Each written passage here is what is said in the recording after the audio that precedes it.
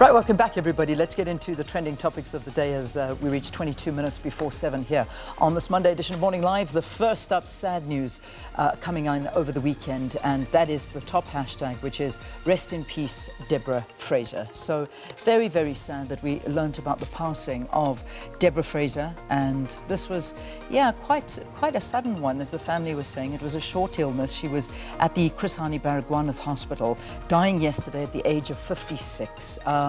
The last few, I suppose, times that Deborah Fraser was seen, she was in a wheelchair and saying that, she had been struggling with diabetes for years. But it's very, very sad loss, certainly, and lots of condolences and praises coming through for the late Deborah Fraser, and gospel singer who certainly really won the hearts of lots and lots of South Africans. So we've had her as a guest here many, many times on Morning Live as well. It was always a joy speaking to her. So just really sympathies to friends, colleagues and family on the passing of Deborah Fraser. We will be speaking in the third hour a little bit more about her passing and paying condolences as well. Indeed. And as you can imagine, just the outpouring of sadness and condolences on social media. One here from Lady Zuma, who says, I loved you so much and I will miss you forever. My deepest condolences to your beautiful family. Love and light to them all. Hashtag rest in peace, Deborah Fraser. And that hashtag right at the top this morning. But one of the other leading conversations about this, again, and it's something that we have to talk about, is that the many people saying, please, Minister Nathi Mthethwa. This is a tweet from Cameron Peters, which gained a lot of traction. Don't show up at the memorial of Mum Deborah Fraser pretending you're all in mourning. You failed to protect her. You failed even after she had to beg for those COVID-19 relief funds. Respect her family and stay home. And a lot of people just saying, we sit and talk about our musicians and artists and those in this industry after they pass. But when they're alive, do we celebrate them? Do we help them? Do we respect them enough, especially during the times of COVID and still now, as they suffer and live in very, very hard circumstances? And this is another conversation that came up, and it was during COVID. It wasn't long ago that the gospel star was actually pleading with the department for help because, she was in a very difficult position. So that's another conversation, unfortunately, which did come up on the passing. But we'll talk more about it. But that is the big trending topic this morning. Indeed. All right. Let's move on to the next one. Now, which South Africans? I have to find that tweet that actually started. I don't know if you have that one there, Leanne. So this was a tweet that was put out.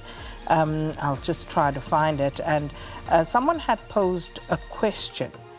South Africans regret the day they marched for the removal of Ubaba Jacob Zuma from office. Is that the one? That is the one. Everyone's asking, and then which ask, South which Africans? South Africans? Yeah, it was by a Twitter handle, Uncle Moshe. That's the one. Yes. And that just took on a life of its own, and it, people started talking about all sorts of things, highlighting all the problems that we have in the country.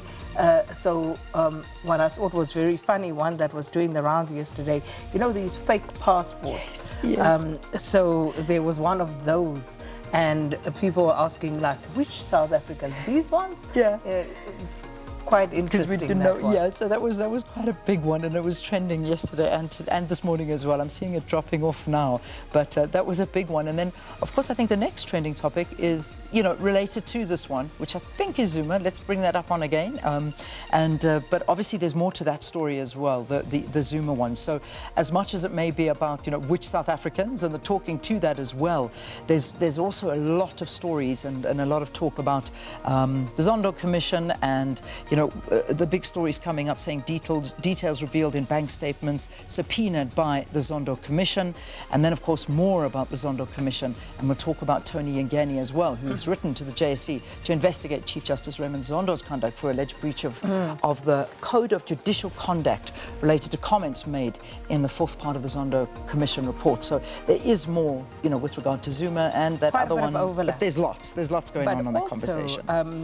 The reports that former President Jacob Zuma has said that the ANC hasn't made any sense since the Nasrec elective conference in 2017.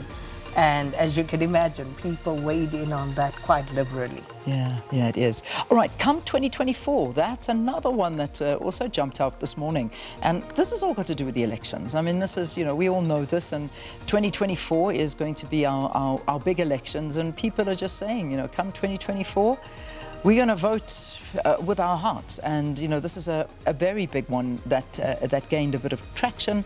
I think here's one. I don't know, Pamela saying, I have a feeling that Julius is planning to use Zimbabweans and other foreigners to vote him come 2024. Someone somewhere is cooking fake IDs on the behest of someone. That's one of the tweets that came out. Another one saying, come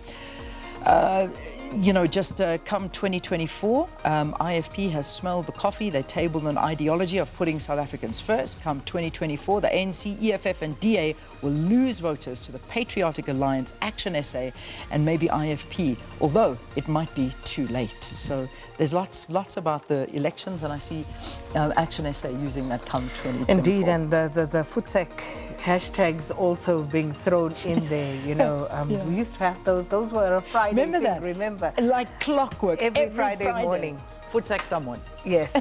So they've been all thrown in there for good measure as well. But it seems as though people are quite eager. Can't wait for 2024 to effect change. Well, but I of hope course, so. They say 24 hours is a long time in politics. So between now and 2024, a lot is still going to happen. But we'll see. Yeah, put your vote where your mouth is, or put your vote where your tweet is, South Africa. Go and vote 2024. Let's hope it happens. All right, Mohale, let's talk about this now.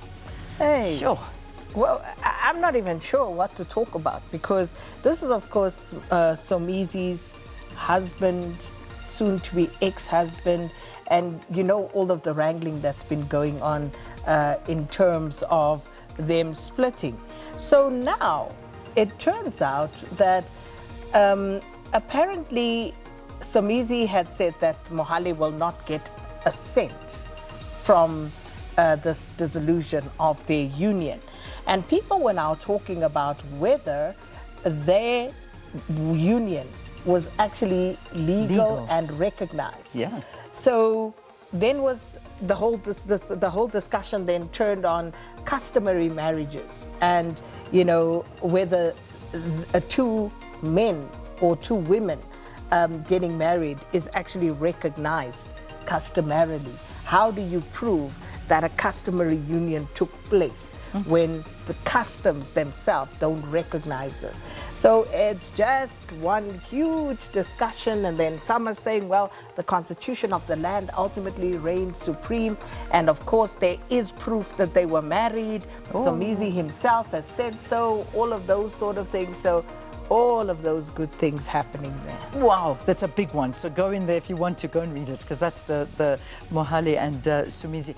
I don't know a Monday or a weekend where Somizi's not trending. I don't. It's almost like you look at it and think, oh my goodness me, okay, now what has happened? Well, this is the one that everybody's talking to. Were they or were they not actually legally married? So let's see what happens. All right, last trending topic. Busy Twitter, hey? We told you, it's a busy one this morning. Tony Ngeni, well, we already referred to this one. And this is in fact our question as well. So we'll ask you that shortly. So this is all about the Tony Ngeni writing to the JSC to investigate Chief Justice Raymond Zondo's conduct for alleged breach of the Code of Judicial Conduct related to comments made in the fourth part of the Zondo Commission, where he basically was, kind of saying that as ANC president at the party's 54th National Elective Conference in December 2017, had he not been voted, this is Ramaphosa, the party would have let me gone for quote more to damage. You what was said exactly. It Go says, for it. had it not been for the fact that at the end of 2017, the ANC would have an elective conference where Mr. Ramaphosa was already deputy president of the ANC and the country would stand as a candidate to take over from Mr. Zuma, more damage could have been done to the National Treasury under Mr.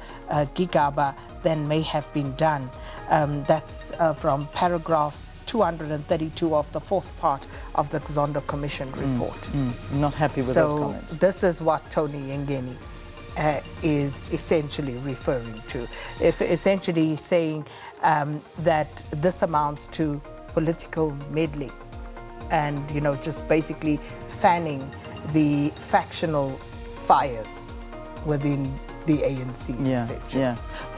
And this is our question, as we said to you. Let's pop the question up on that we're asking you this morning. And it is about this exact thing. What are your views on ANC NEC member Tony Yengeni lodging a complaint with the JSC against the Chief Justice Raymond Zondo over findings in the state capture report? So what SK just read to us, as well as many other comments and statements, that's also, still under the spotlight. We'd love to hear from you. Let us know. What do you think about this?